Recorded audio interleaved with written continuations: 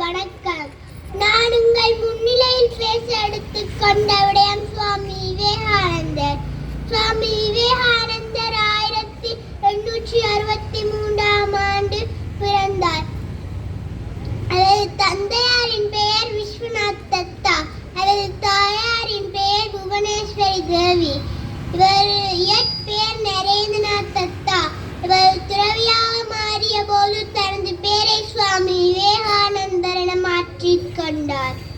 இவர் 19ஆம் நூற்றாண்டின் தலை சிறந்த சமய தலைவர்களில் ஒருவராவார்.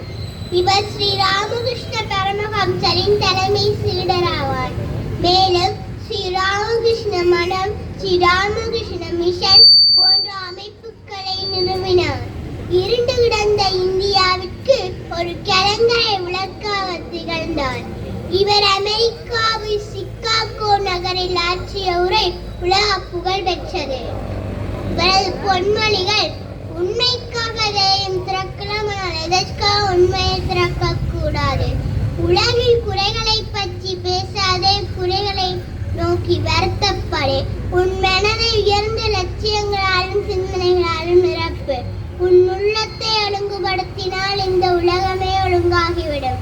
நமது நாடு வீரர்களை வேண்டியிருக்கிறது. நீ ஒரு வீராவத்திகளே, இளைஞர்களே, தேசம் முன்னேற்றம் தேர்ச்சக்கரத்தை கிளப்புவதற்கு உங்கள் தோள்களை கொடுங்கள். நீ என்ன நினைக்கிறாயோ அதுவாகவே ஆகிறாய் என்பது இவரின் பொன்மொழிகளாகும்.